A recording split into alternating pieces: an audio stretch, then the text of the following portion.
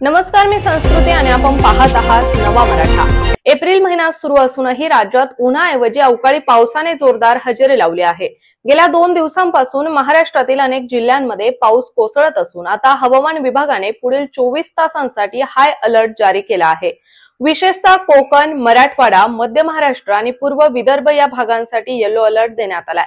कमी दाबाचा पट्टा मध्य प्रदेशच्या दक्षिण भागापासून कर्नाटक पर्यंत सक्रिय झाल्यामुळे महाराष्ट्राच्या हवामानात मोठा बदल झाला आहे।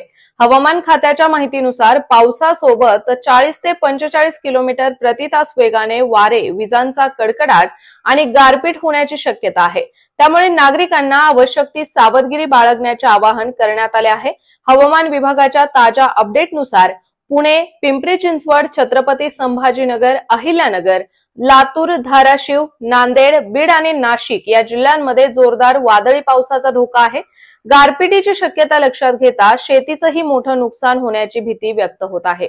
या भागांमध्ये तापमानाचा पारा 38 ते 39 अंश सेल्सिअस पर्यंत खाली आला असला तरी वातावरणात प्रचंड आर्द्रता असल्यामुळे हवामानात प्रचंड अस्थिरता आहे। त्यामुळे पावसाचे जोरदार झटके येण्याची शक्यता कायम आहे। तसेच राज्यात पावसाचा जोर असताना मुंबईकर मात्र उकाड्याने हैराण आहेत। पुढील 4 ते 5 दिवस उष्म्याची लाट मुंबईत कायम राहणार असून मळब कमी झाल्यानंतर उष्णता अधिक तीव्रतेने जाणवत आहे। शहरात किमान तापमानात फारसा बदल झालेला नसला तरी उकाडा आणि घामाच्या तक्रारी वाढल्या आहेत। तर अशाच माहितीपूर्ण बातम्यांसाठी चॅनलला सबस्क्राइब नक्की करा।